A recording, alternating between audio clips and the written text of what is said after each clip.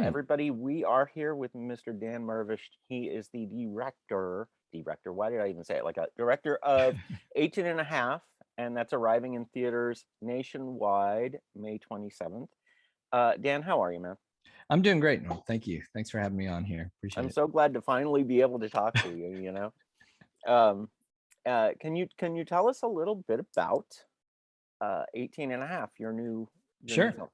Okay. So it takes place in 1974 at the height of the Watergate scandal, and the short version is that it's about a young transcriber in the Nixon White House. It gets a hold of the missing 18 and a half minute gap in the Nixon Watergate tapes, and she tries to leak it to a reporter, but they run afoul of hippie swingers and nefarious people trying to get them. Oh, those dangerous hippies. Um, so you came up with the story. Yeah, I myself and my writing partner Daniel Moya came up with the story, and then he really fleshed it all out in the screenplay. But yeah, it was kind of inspired by the November 2016 presidential election. Happened to coincide with the last day of my last film, Bernard and Huey, the last day of production. I went out to see that screenwriter, Jules Feiffer, who's a famous Oscar Pulitzer Prize winner. And inevitably, our conversation kind of turned to comparisons to Nixon and Watergate, and America survived that. We'll survive anything. We're a rugged country, and what could possibly go wrong in the next 4 years? And then, yeah, exactly.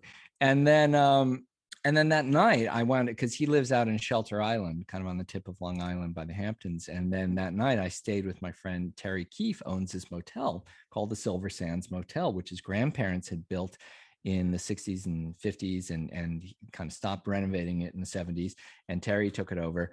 And it's in Greenport, Long Island, on the tip there, and it gets used for a lot of fashion shoots and music videos. But he said no one's ever shot a feature here, and if you do, come up with something, the cast and crew can stay here, and we can shoot it in the winter, because the hotel's closed in the winter. And he was with me talking to Pfeiffer, so we're like, kind of looks like Watergate. It's the right era, 1974. And then it took a while to figure out kind of a way to, why would a Watergate story take place at a seaside motel? Mhm. And we came up with a storyline that would kind of work for that, based on some real plausible things from the Nixon history. There really were several different offices in the Nixon White House that had these voice activated taping systems. And there really are tapes of Nixon listening to and erasing, or not erasing, but listening to and pushing the buttons on these on the tape players. And once I found that out, that was a real thing, then it became plausible that somebody, a young woman named Connie, in our case, played by Willa Fitzgerald, could have a tape of the 18 and a half minute gap, Mhm. and then plausibly meet someone in Maryland, at a seaside resort on the Chesapeake, to would meet a reporter there, and then the story could take place. Yeah, it's a lot of fun, and Thank you. she actually does a great job too, Oh Willa my gosh, yeah. Fitzgerald.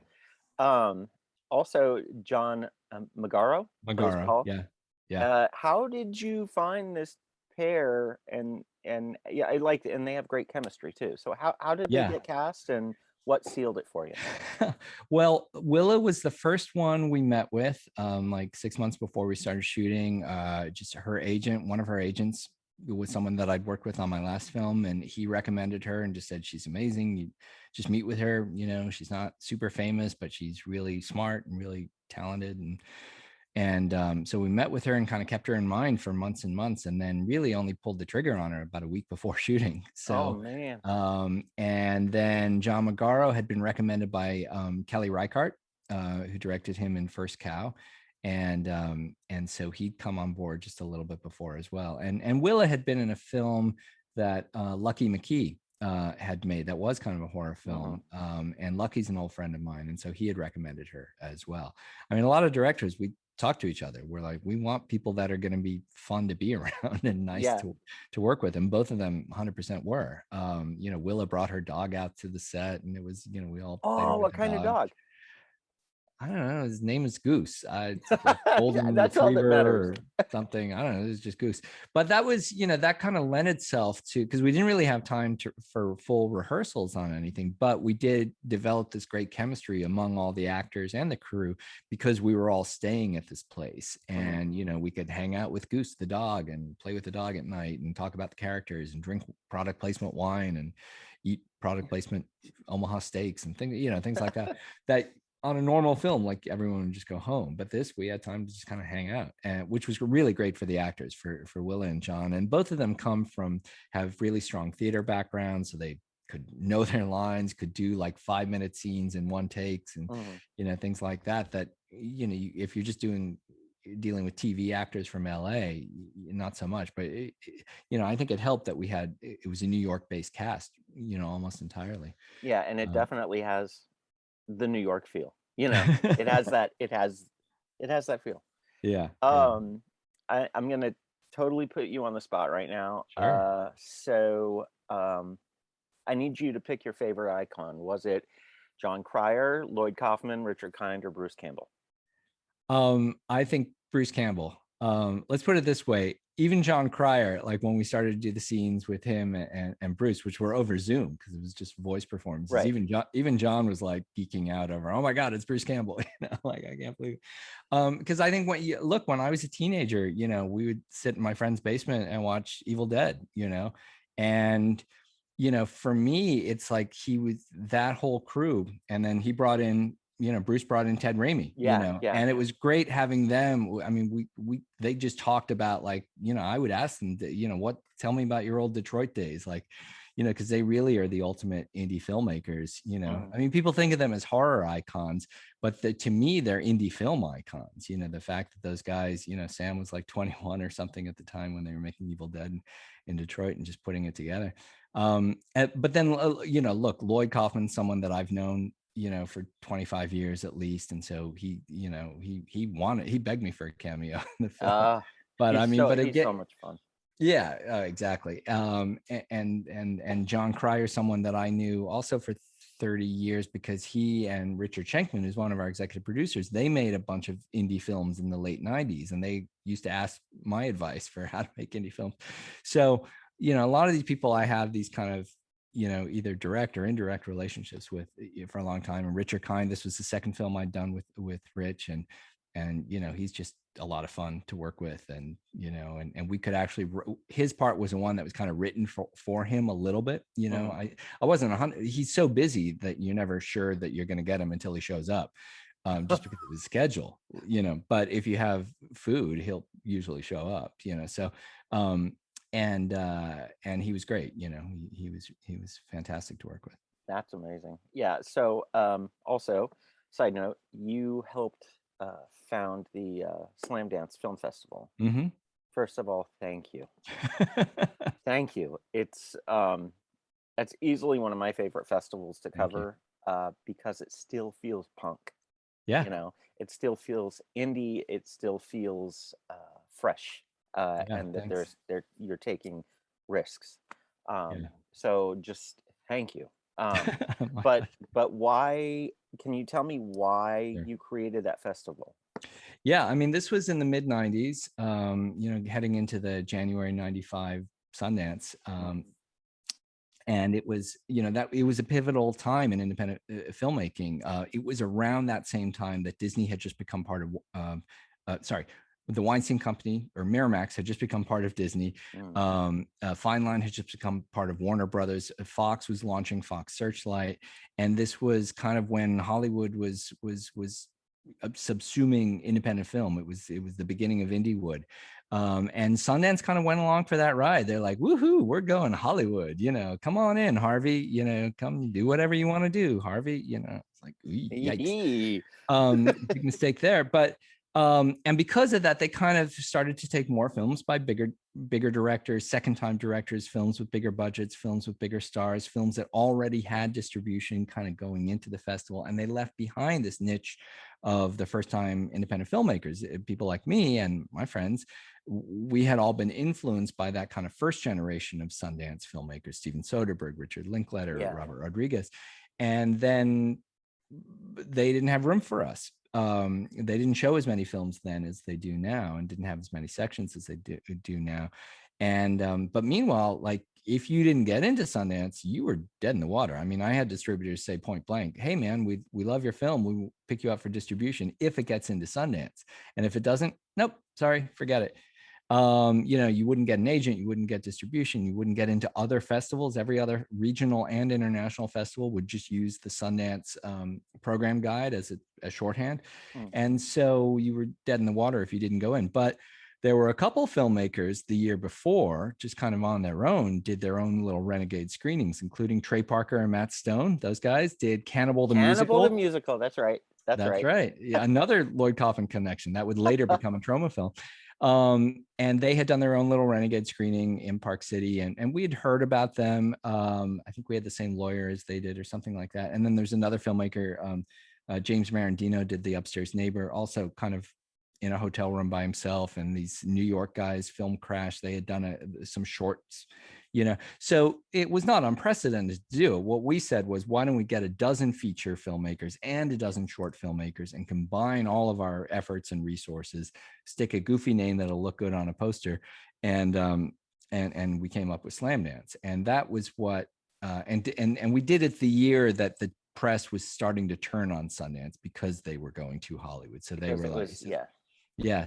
So, and then we've just been doing it for 28, 29 years, since then. And along the way, we've shown, we've stuck to our mantra. I mean, that was the key thing, kind of to your point about how we're still kind of punk rock, is we've stuck to being first time directors with low budgets and no distribution. So because of that, we showed the first films of Bong Joon-ho, Christopher Nolan, Ryan Johnson. Yeah, exactly.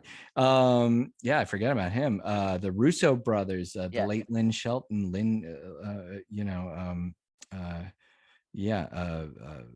Paranormal Activity was a Slamdance film. Sean Baker, the Safdie brothers, all kinds of pretty impressive people, that have. So you did good. Along. You did good by indie cinema. So thank you. And so please much. keep doing that. Yeah, but thanks, question, would 18 and a half make it into Slamdance? Well, it didn't. So burn. I know.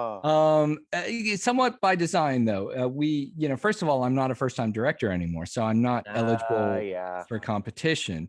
That said, we do always have a few out-of-competition slots, but this whole year was very strange for festivals. It was the year that everybody thought festivals are going to come back. No, with COVID in the rearview mirror, and then, and so partially by design, we didn't wait around for Park City. We said, because I had a feeling that Sundance and Slamdance were going to be canceled again this year, because it's over the New Year's. There's always, even when there's not a global pandemic, there's a pandemic in Park City. Like there's always everybody comes back to Hollywood with a cold.